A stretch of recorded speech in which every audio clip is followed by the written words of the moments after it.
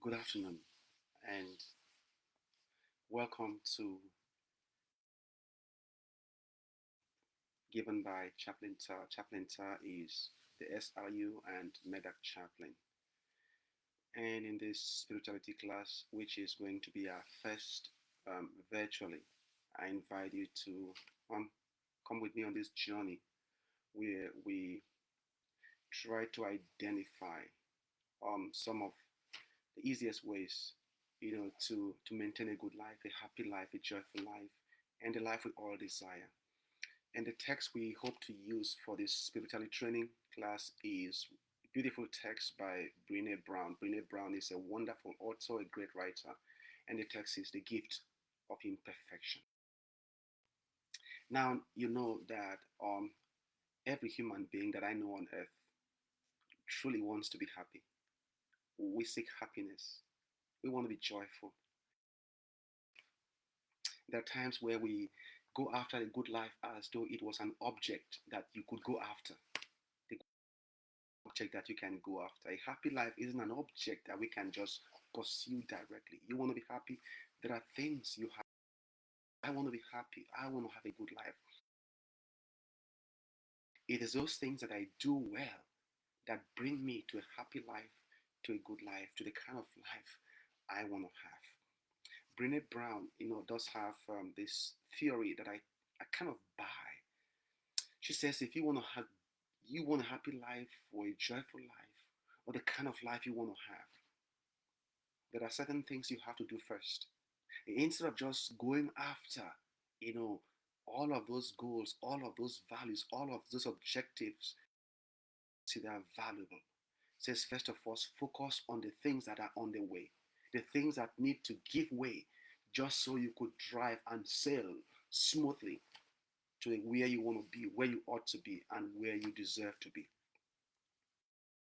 So many of us, we experience,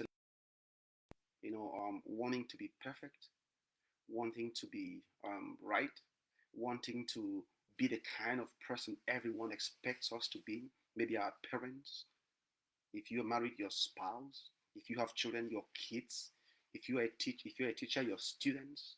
Generally, we carry a lot of pressure because we don't want to be perceived as weak. We don't want to be seen as imperfect. We don't want to be seen as human. We want everything to be fitted together, everything to be neat. We want people to perceive us as though we were free from mistakes, free from errors, free from imperfections. And so we put ourselves under so much pressure trying to achieve an unachievable goal. And of course is that we become anxious, angry, irritable. Suddenly we lash out. We just don't realize how much we deny ourselves of the joy and the happiness that is totally reachable, totally accessible, if only we will do the things that need to be done first. So Brene Brown says the first thing you need to do to have your best life, to have the life you always want to have joy in your heart, to have peace of soul and spirit, but above all, to have a life of contentment. The first thing is to confront your shame. See, shame is such an elemental emotion. It's it's we grow up feeling ashamed of ourselves. In fact, our parents train us, to develop this shame sensitivity, so much so that it controls almost everything we do. We don't want to accept ourselves as we are. Why? Because we do have shame. Think about Adam and Eve at the Garden of Eden. You remember when God comes into the garden after Adam and Eve had eaten the fruit? Scripture tells us they hid. Now, it wasn't guilt that made them hide. It wasn't guilt. Why were they ashamed? Not because they had done something wrong, but because they realized they were naked. They were ashamed of being seen naked. That means being seen as they truly are. They wanted to hide, to give God an impression that they were what they thought they should be, or what God imagined them to be. That's what happens to every one of us. The fear of embracing who we truly are, the fear of embracing the story of our lives, whatever that is, that is what causes so much strain and tension and pressure and anxiety. You fight to hide some of the things you think are not are not cool, whether those are physical imperfections. Think about a woman. When a woman wants to go out, she has to cover, every imperfection. We dress to cover our imperfections. Why is that? Because we don't want people to see us as we truly are. In fact, we don't even want to accept ourselves as we are. We try as best we can to cover, to coat those imperfections. That's what shame does. Shame strikes at the very core of my sense of worthiness, that I am worthy as I am, not as I imagine myself to be, not as others would have me be, that I am perfect as God made me, with all my imperfections. I am okay. I'm unique. I'm worthy of love, worthy of acceptance, worthy of respect. And I will not sell myself short only because someone doesn't want to accept me as I am. I will not sell myself short only because someone doesn't want to tolerate me as I am. I don't have to be perfect to be accepted. Just as no one else ought to be perfect to be accepted. Perfection, as a matter of fact, is a lie. Because God did not create any one of us perfect. At least maybe Adam and Eve were the only ones. But if they too were perfect, if God intended them to be perfect, they would have been beyond sin and beyond error. And we will never have an original sin. So I believe God intended us to be who we are and what we are. And it's time we begin to embrace ourselves as we are. Get over the shame, whatever it is. Maybe you were abused as a child and you live with that scar and you're so ashamed to even embrace yourself. That was a horrible thing that happened to you. No one deserves to have that happen to them. But sadly, that is now the story of your life. Maybe your parents were never proud of you and they caused you to feel inferior about yourself. Yes, that's your story. You can't keep running away from it. Embrace it and stop being ashamed of it. Until you learn to embrace yourself as you are, you would never be what you ought to be or what you imagine yourself to become. The first thing to take away from your life, to be able to be happy, to be able to be content, to have the kind of life you always aspire to, will be to take away your shame. Shame must get out of the way. And if you're struggling to get your shame out of the way, that's something you want to find help, whether with a counselor, with your chaplain, or with a therapist, to deal with whatever is the source of your shame. Shame makes us hide. It makes us try to hide from ourselves. And it's impossible to hide from who you are and expect to be happy with yourself. It undermines your sense of worthiness. Shame makes you compromise who you are. You try to do a lot of things just to please people. You become a people pleaser. Yes, everyone else will be happy with you because you please them. But then you are so unhappy with yourself. And in most cases, you feel disgusted with yourself because you're trying to find happiness where it doesn't exist. First thing you want to do right now, right here, first, take away your shame. Deal with your shame, whatever that source is. Second thing Brene Brown says we must take out of the way is our fear. We live in so much fear. Fear that someone is going to figure us out. Fear that we're going to do something wrong. Fear to try anything new. There's too much fear. Fear of almost everything. And so sometimes we go through life as though going through eggshells because we don't want to be criticized for doing something wrong. So Brene says The next thing you need to do, take away your fear. Why are you afraid? What makes you scared? Scared of trying to do something. Today, dear friend, I don't know what exactly scares you. Maybe you are scared to fail. Yes, failure doesn't exist. It's a word, it doesn't exist. Because failure is what we call failure, is just one more way of me learning how not to do something. The real failure is when you stop trying or when you never try. So I don't know what it is that makes you fearful. I don't know what keeps you from being who you want to be. Take that out of the way. That's the second thing Brene Brown tells us to take out of the way. And the third, she says, is vulnerability. Being vulnerable. Now think about it. We struggle a lot with a lot of things. There are certain things that we struggle and we're just so ashamed or so afraid to admit them to anyone. I don't know how many of us have been able to tell our kids how many times we failed exams ourselves.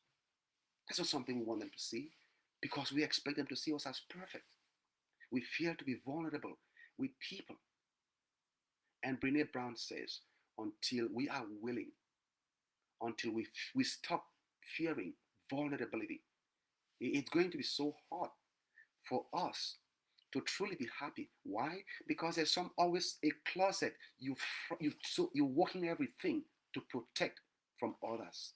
There's some part of you that you're so afraid it will be discovered. But when we begin to shun our fear of vulnerability and start owning our story and start telling our story and start living our story, suddenly you realize this freedom. You realize this weight that is lifted. Suddenly you realize, now I can live my life. I have nothing else to worry, nothing else to fear, because I no longer fear my story. See, I remember growing up in my own family, we had very sad incidents. Two of my dad's younger brothers committed suicide. And we came from a very small town where everyone knows everyone. And for us, that was such a shameful thing. We just did not want to think about it. And we had other things happen to us too. My grandma, I think she had a mental problem. And so because of her mental condition, my grandma just walked away one day and never came back home. And to this day, we don't know whatever happened to her. I know how much shame my dad felt because my grandma had this mental condition that forced her to just disappear. And we don't know to this day whatever happened to her. And I can only imagine how much shame my dad felt because he never spoke to us about his mother until he died. I don't remember him ever mentioning or telling us the story of his mother. That's what shame does. That's what the fear of being vulnerable does. Because it makes us try to make things look perfect even when they are not. My dad wanted us to believe that his family was perfect, even though it was not. There is nothing wrong with you embracing and accepting your story. It is your story. It is who you are. That is your reality. It doesn't define you until you allow it define you. And that's something that I have experienced. Today, I am not ashamed of being the nephew of two uncles who killed themselves by suicide. That just tells me the pain that we all deal with and how not to allow our pain overwhelm us. I am not ashamed that I had a grandma who had a mental problem. That's a struggle of too many people today. The fear of having to have a family member who has a mental condition, as if that is who you are. That doesn't define you unless you allow it define you. And so Brene Brown is so right. If we want to ever experience joy and happiness, we must take away our shame. We must take away our fear. We must learn to be vulnerable. Invulnerability is a condition that is intolerable. It's impossible for us to live that way. And so once we're able to take these three things away, suddenly we realize the barriers to happiness are now out of the way. We can now begin to appropriate the values that would help us find true joy and true happiness. And the first thing, which is antithetical to shame, is self-love. Self-love. Look, sometimes people ask me, how do you do it, Philip? You always happy. And I tell them, listen, the one thing I learned in my life, at least later in my life, is to love myself above everyone else. I don't love, there's no one I love more than myself, except God. God is the only one I love more than myself. I love myself. And I make sure I take care of myself. The things I do for others, I remind myself to do them for myself. And I don't have to do anything to love myself. I don't have to become the president. I don't have to become a millionaire. I just need to love myself as I am, with all my imperfections, with my story, ugly as it is, with the story of my family, nasty and disgusting as it may be. That's who I am, and I'm okay with it. And I don't care if someone else is not. And so that's what leaves a smile on my face every day. And I'm never ashamed to tell my story. It is a story of my life. Bless God if I am able to be what I am today in spite of that story. That is something that gives me more reason to love myself and to love the work I am doing in myself. So when you have taken all the barriers, then you need to begin to bring back the building blocks. And the first building block is you. Charity must begin with you. Happiness must begin with you. True life must begin with you. What you seek must start with you, not from outside. You must be the locus of your own joy.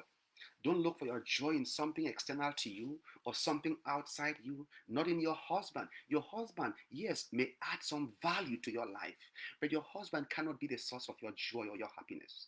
Your wife may add some value to your life, but your wife cannot be the source of your joy or happiness. Your children may add some value to your life, but don't make your kids, don't put that burden on your kids to be the source of your life or your joy. Listen, your job may add some value. Your bank account, all of those things may add some value, but you cannot make them the locus of your life and your joy and your happiness. The reason why we fail too often is we make other things the source and the foundation of our joy. True joy must brew from inside out. It doesn't come from outside in. It must brew from inside out. That means you must learn to embrace yourself, accept yourself, and love yourself as you are, because God loves you as you are. He doesn't expect you to be an angel. He doesn't expect you to be a saint. He made you who you are with that story, with all of the scars of your life, whatever they are, the things that have happened to you, the things that others define you by. Those are all parts of your story. Embrace them and love yourself. You know how much sacrifice you make for others? I wish we could make 30% of the sacrifice we make for others to ourselves or for ourselves. That is what self-love is. That the things I do for others, I can do them for myself. The things I will never do to others, I don't do them to myself. For instance, I'm sure you would never look at someone you love and tell them a very bad word. Why do we allow bad words to ourselves? We say a lot of bad words to ourselves, especially when we do something wrong or we screw up. You smack yourself on the head, oh, you crazy, you're mad, you dazed, you that. I don't do that to myself. I don't abuse myself. If I do something wrong, I admit it.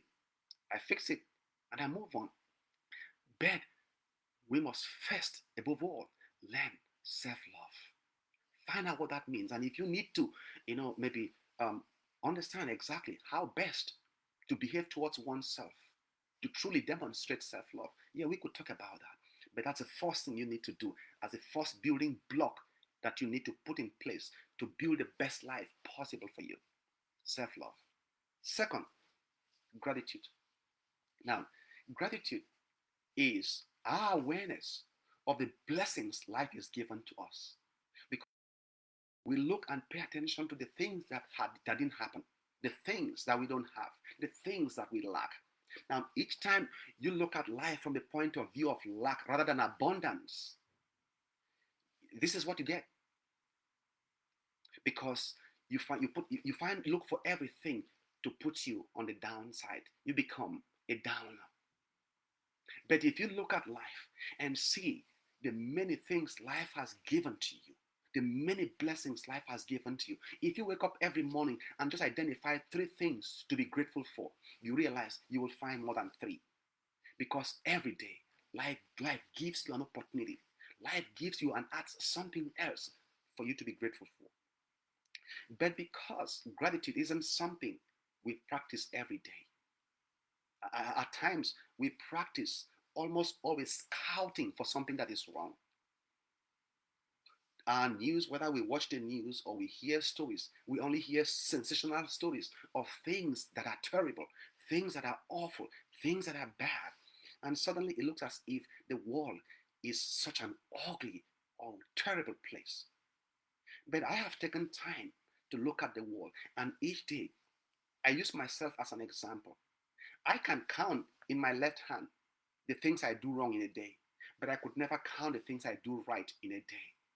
And I want to focus on the things I got right, not turn all my attention to the things I got wrong as though that is who I am. I want to focus on the several uncountable things I did right, like holding the door for someone, like saying good morning to someone, like appreciating what someone did, like saying a prayer for somebody. Those are all outstanding things that we do every day for people.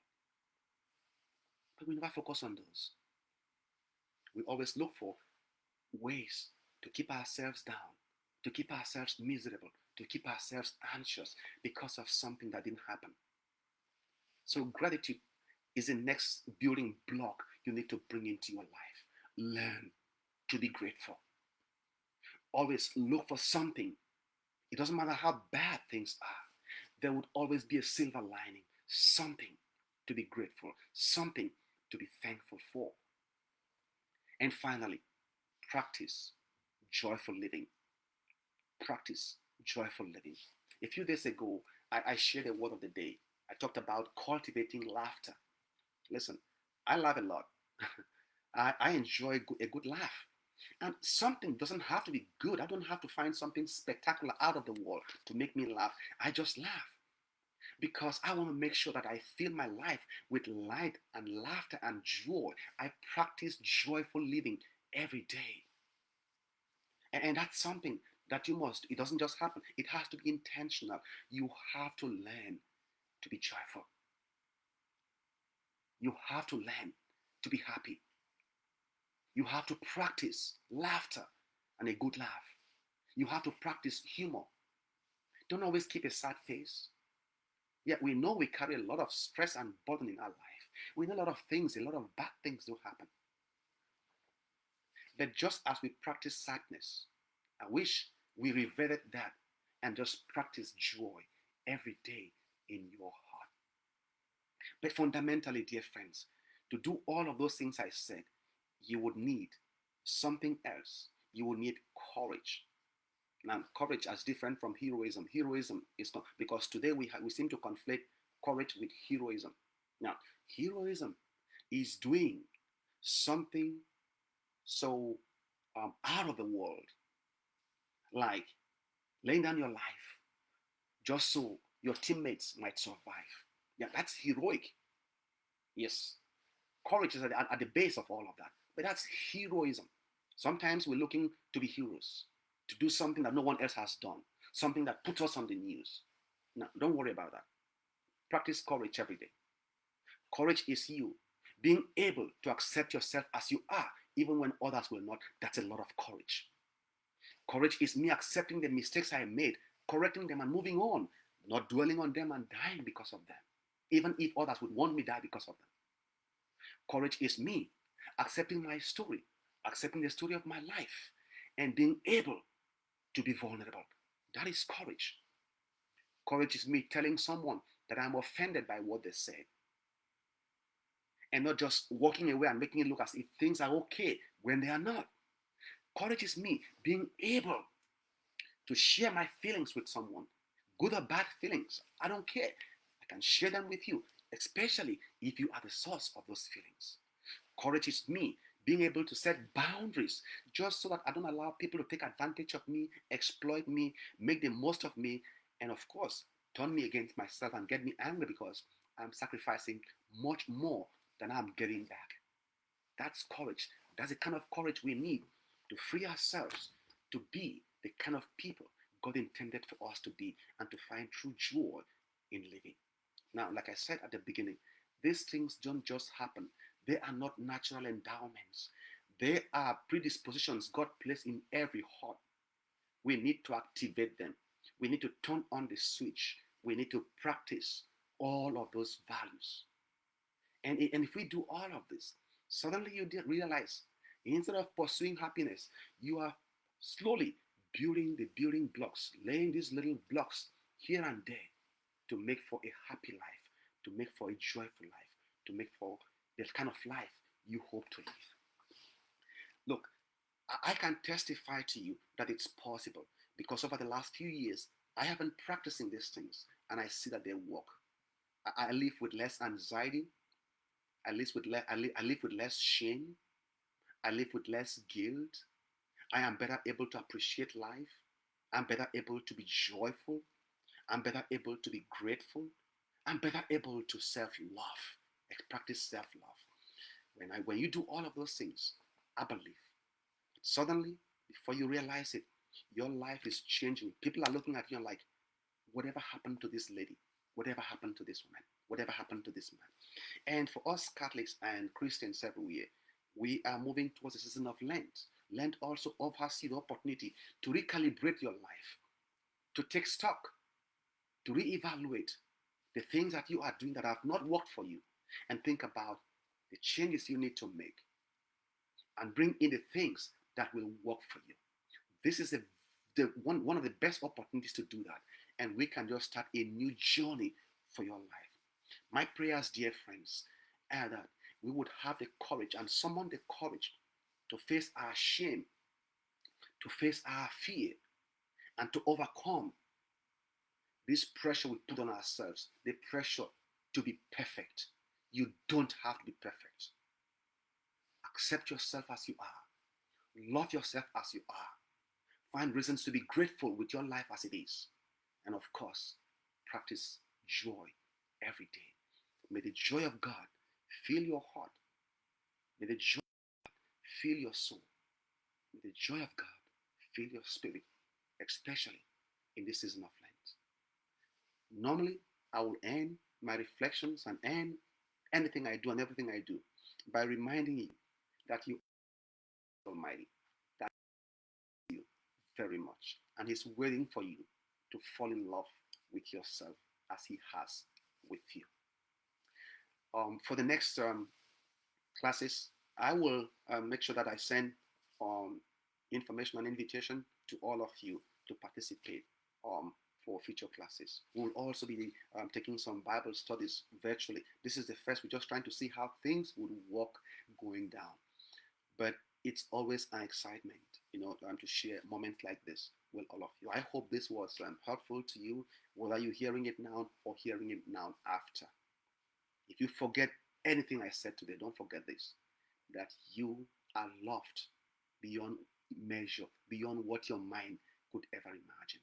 And I'm waiting and I'm hoping and I'm praying that you can love yourself as you haven't loved. God bless you and have a wonderful day.